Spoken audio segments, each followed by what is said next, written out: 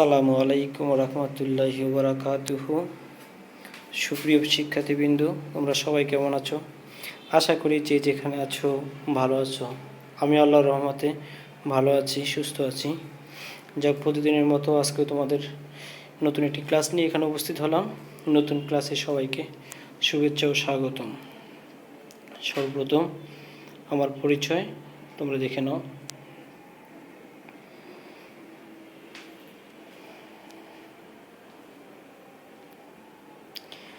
আজকের পাঠ পরিচয়, বিষয় রসায়ন, অধ্যায় 2, পাঠ 1, 2 ও 3। পরমাণুর গঠন। পরমাণুর গঠন আমরা জানি মৌলিক পদার্থের ক্ষুদ্রতম কণা হলো পরমাণু। আর এই পরমাণুকে বাংলায় আমরা কি পাই? সেই পরমাণুকে বাংলায় আমরা ইলেকট্রন, প্রোটন, নিউট্রন পাই। আর পরমাণুর কেন্দ্রে নিউক্লিয়াস আছে। এ নিয়ে আজকে আলোচনা করব। আজকে আলোচনা শেষে তোমরা যা শিখবে তা হলো মৌলিক কণিকা কি বলতে পারবে, মৌলিক ও স্থায়ী কণিকাগুলোর বৈশিষ্ট্য বর্ণনা করতে পারবে।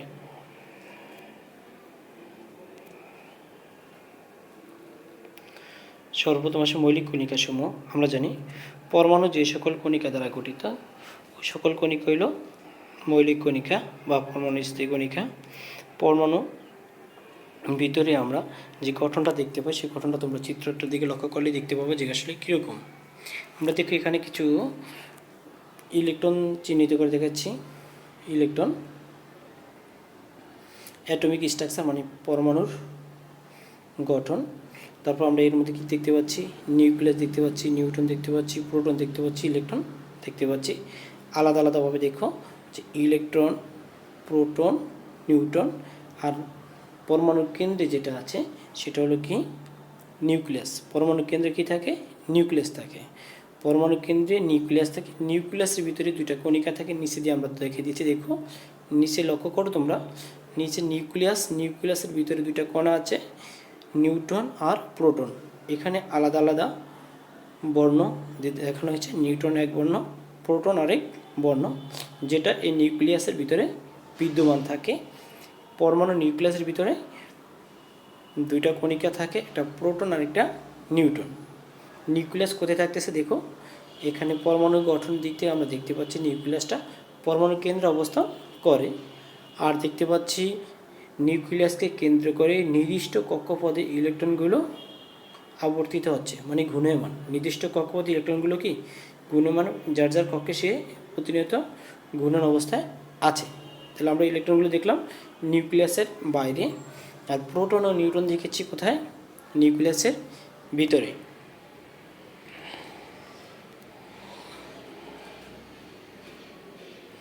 আরেকটি ছবি দেখো তোমরা।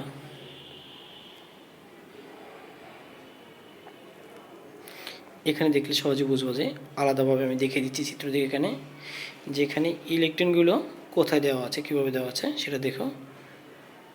যে এখানে যে লাল বৃত্ত আছে, লাল বৃত্তটাতে প্রোটন, নিউট্রন, নীল সবুজ বৃত্ত, তারপর নীল বৃত্ততে কী দেওয়া আছে? ইলেকট্রন। এভাবে দেখো একটা পরমাণু গঠন ক্ষেত্রে দেখা যায় যে নির্দিষ্ট কক্ষপথে যেই ক্ষুদ্র কণিকাগুলো বিদ্যমান সেগুলো হলো কি ইলেকট্রন। আর মাঝখানে যেই পুরোটা আছে সেটা হলো নিউক্লিয়াস। নিউক্লিয়াসের ভিতরে দুইটা কণিকা থাকে, সেটা হলো কি একটা লাল যেটা সেটা প্রোটন, যেটা হলো সবুজ সেটা হলো কি নিউট্রন। তাহলে দেখো যে প্রোটন পরমাণু কেন্দ্রে অবস্থিত। প্রোটন অবশ্যই ধনাত্মক চার্জযুক্ত, যা পরমাণু কেন্দ্রে নিউক্লিয়াসের ভিতরে অবস্থান করে।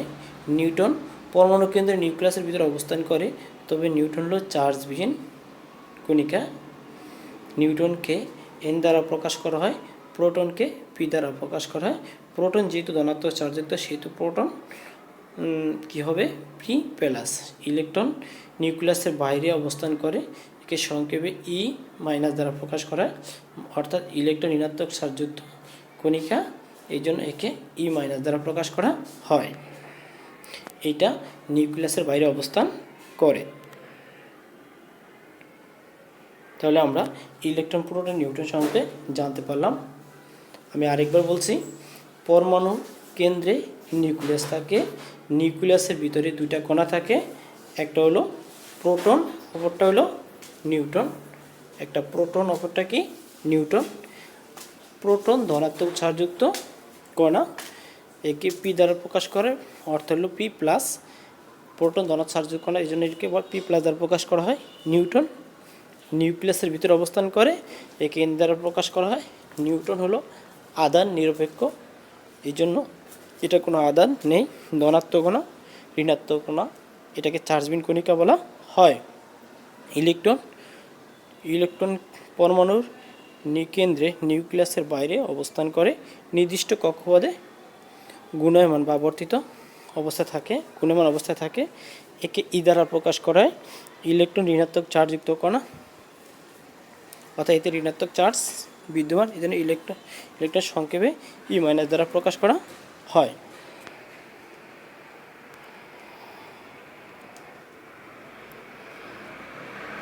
এখন আমি এখানে একটা পরমাণু ডায়াগ্রাম তোমাদের দেখে দিচ্ছি। এখানে দেখো শক্তি স্তর আছে, আর এখানে অরবিটালগুলো আছে।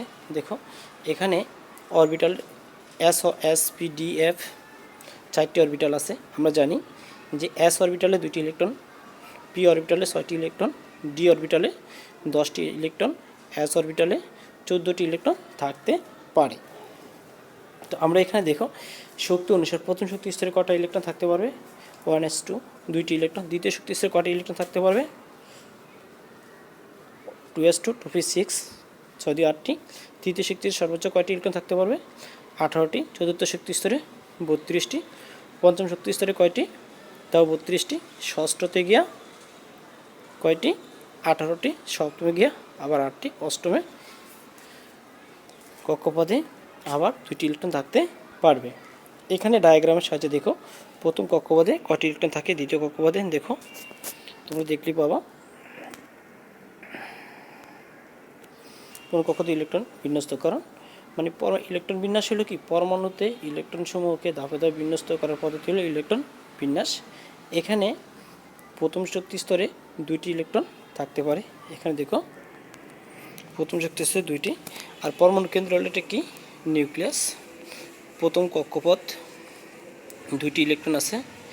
তারপরে দ্বিতীয় কক্ষপথে কয়টি ইলেকট্রন আছে, দেখো দ্বিতীয় কক্ষপথ। তারপরে দেখো তৃতীয় কক্ষপথ, তৃতীয় কক্ষপথ। এভাবে ইলেকট্রনগুলো ধাপে ধাপে নির্দিষ্ট কক্ষপথে অবস্থান করে। আর ইলেকট্রন বিহীন যে কক্ষপথ আছে সেটাকে আমরা দেখতেছি ফাঁকা কক্ষপথ, সেখানে কোনো ইলেকট্রন নেই। কারণ হলো পরমাণুর সংখ্যা যা ইলেকট্রন সংখ্যা ঠিক তাই হয়, আর ইলেকট্রন সংখ্যা যা প্রোটন সংখ্যা ঠিক তা। এখানে দেখো ফাঁকা কক্ষপথ মানে হলো সেখানে ইলেকট্রন নেই।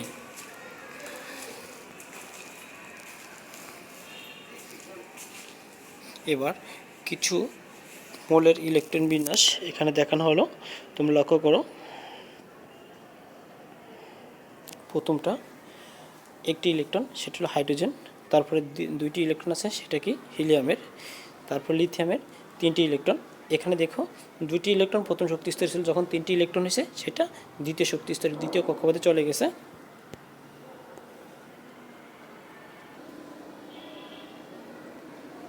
লিথিয়ামের তৃতীয় ইলেকট্রনটি দ্বিতীয় কক্ষপথে চলে গেছে। এবার আসো নিয়নের বেলায়, প্রথম শক্তি স্তর বা কক্ষপথে 2টি ইলেকট্রন, দ্বিতীয় কক্ষপথ বা শক্তি স্তরে কয়টি ইলেকট্রন আছে, 8টি। এবার আসো সোডিয়ামের বেলায়, দ্বিতীয় কক্ষপথ যখন 8টি ইলেকট্রন থাকার কথা 8টি আছে, তারপরে ইলেকট্রনটি কোথায় গেছে, তৃতীয় কক্ষপথ বা শক্তি স্তরে। এভাবে ক্লোরিনের পরে আছে পটাশিয়াম 19তম ইলেকট্রন, দেখো চতুর্থ কক্ষপথে চলে গেছে, সর্বশেষ যেটা আছে অষ্টকপূর্ণের পরে। এভাবে পরমাণুতে ইলেকট্রন বিন্যাস, সেক্ষেত্রে ইলেকট্রনগুলো এভাবে ধাপে ধাপে বিন্যস্ত হয়। যে কক্ষপথে যতটি ইলেকট্রন থাকার কথা ততটি ইলেকট্রন, অতিরিক্ত ইলেকট্রনগুলো তার পরবর্তী কক্ষপথ বা শক্তি স্তরে চলে যায়। এভাবে ইলেকট্রনগুলো ধাপে ধাপে বিন্যস্ত করা হলো ইলেকট্রন বিন্যাস।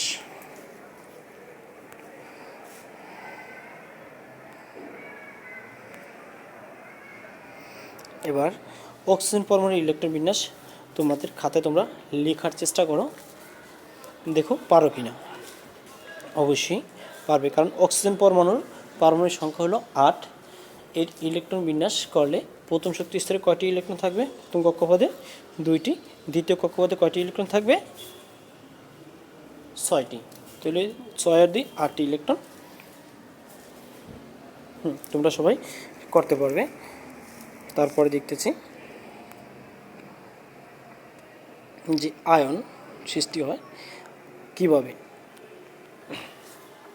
আমরা জানি একটা মৌল থেকে যখন একটি ইলেকট্রন সরিয়ে দেওয়া হয়, বা একটা মৌল যখন অন্য একটা মৌল থেকে একটি ইলেকট্রন গ্রহণ করে, তখন সেই মৌলটি আয়নিত বা চার্জিত হয়। এভাবে ইলেকট্রন আদান প্রদানের মাধ্যমে প্রত্যেকটা মৌলই আয়নিত হয়।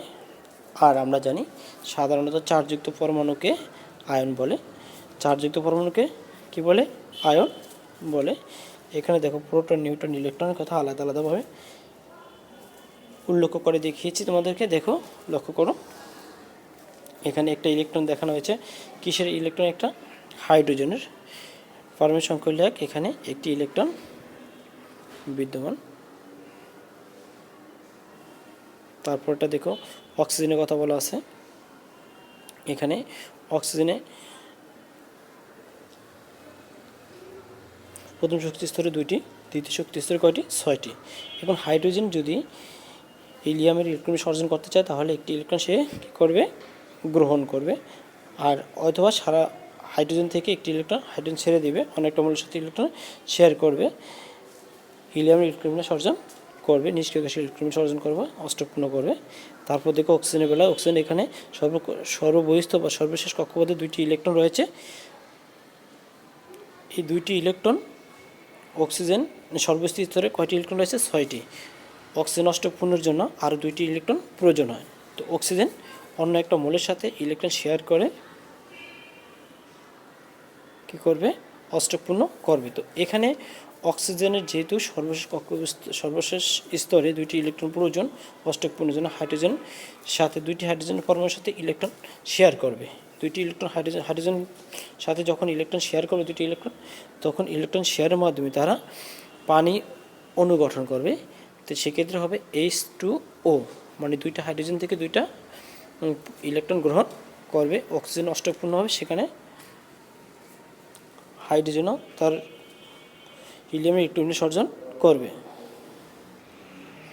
এভাবে ইলেকট্রন আদান প্রদান বা শেয়ারের মাধ্যমে পরমাণু আয়ন সৃষ্টি করে।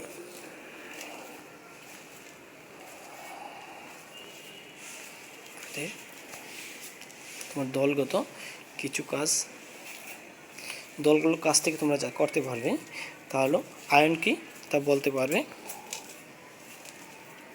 তারপর ধনাত্মক আয়ন কি তা বলতে পারবে। কারণ হলো চার্জযুক্ত পরমাণু হলো আয়ন। ধনাত্মক আয়ন মানে কোনো মৌল যখন ইলেকট্রন প্রদান করে বা ইলেকট্রন দান করে ধনাত্মক চার্জিত হয়, তখন সেটা হলো ধনাত্মক আয়ন। তারপর কোনো মৌল যদি ইলেকট্রন গ্রহণ করে ঋণাত্মক চার্জে চার্জিত, সেটা হলো কি? ঋণাত্মক আয়ন। তুমি 2টি গ্রুপে আলাদা আলাদাভাবে ভাগ হয়ে তোমরা 2টি মৌল 2টি প্রশ্নের উত্তর করতে পারবে।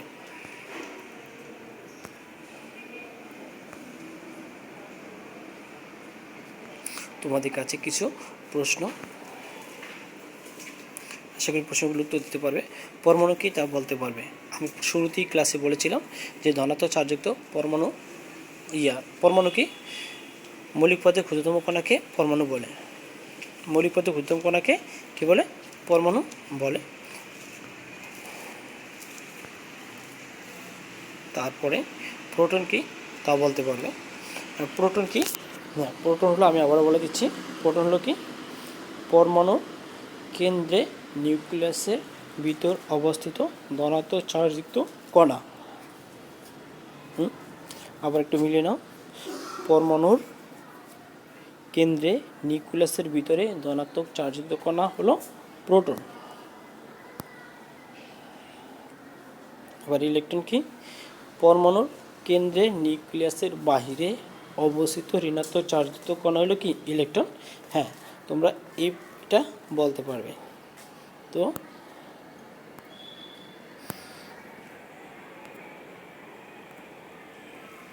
একটা পরমাণু যে 3টা কণিকা থাকে, ইলেকট্রন, প্রোটন, নিউট্রন, অবশ্যই তোমরা তা বুঝতে পেরেছো।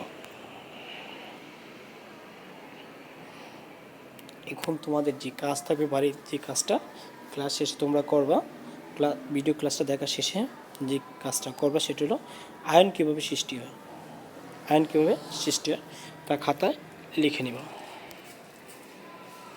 সকলকে ধন্যবাদ জানিয়ে আজকে